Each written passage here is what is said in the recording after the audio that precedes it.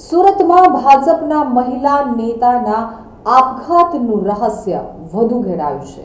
સુરત શહેરના અલથાણ ભીમરાડ વિસ્તાર એટલે કે વોર્ડ નંબર 30ના મહિલા મોરચાના પ્રમુખ તરીકે કામ કરતા દીપિકાબેન નરેશભાઈ પટેલે આજે પોતાના ગળે ફાંસો ખાઈ અને આપઘાત કરી લેતા સમગ્ર વિસ્તારમાં ચકચાર મચી જવા પામી છે।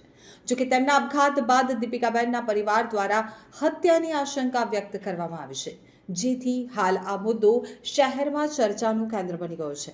બનાવની જો વિગતવાર વાત કરીએ તો શહેરના અલથાણ ભીમરાડ વિસ્તારમાં ભાજપના મહિલા મોરચાના પ્રમુખ તરીકે કામ કરતા દીપિકાબેન પટેલે ગળે ફાંસો ખાઈ અને આપઘાત કરી લીધો છે, જેના કારણે ચકચાર મચી જવા પામી છે। જો કે તેમના પરિવાર દ્વારા આ મામલે આશંકા વ્યક્ત કરવામાં આવી છે। આ આપઘાત નથી પરંતુ હત્યા છે। દીપિકાબેને આપઘાત કરી લેવાના મેસેજ મળતા જ ચિરાગ સોલંકી અને આકાશ નામના વ્યક્તિઓ ત્યાં પહોંચ્યા હતા, જેમાં ચિરાગ સોલંકી દીપિકાબેન સાથે નગર સેવક તરીકે કામ કરતો હતો। બંને દીપિકાબેનને મૃત ગળે ફાંસો ખાધેલી હાલતથી નીચે ઉતાર્યા બાદ પોલીસને જાણ કરવાની જગ્યાએ તેમના મૃતદેહને સીધો સિવિલ હોસ્પિટલ પહોંચાડ્યો હતો, જેથી પરિવારજનો દ્વારા આ મામલે અનેક સવાલો ઊભા કરવામાં આવ્યા છે। મરણમાં અમે આશંકા છે કે આ આત્મહત્યાની હત્યા છે। બસ એ વિષય પર અમારું એક જ કેન્દ્રિત છે કે એને ન્યાય મળવો જોઈએ।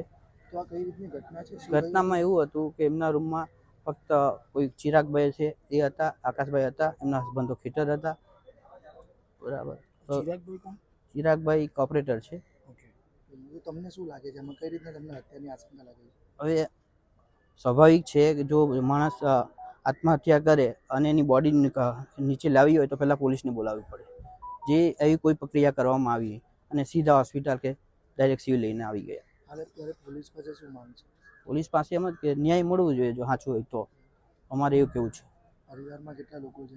પરિવારમાં એમના કરીબન 7-8 મેમ્બર છે। તમે કોણ લાગો છો? અમે બધા ફેમિલી મેમ્બર થઈએ એમના।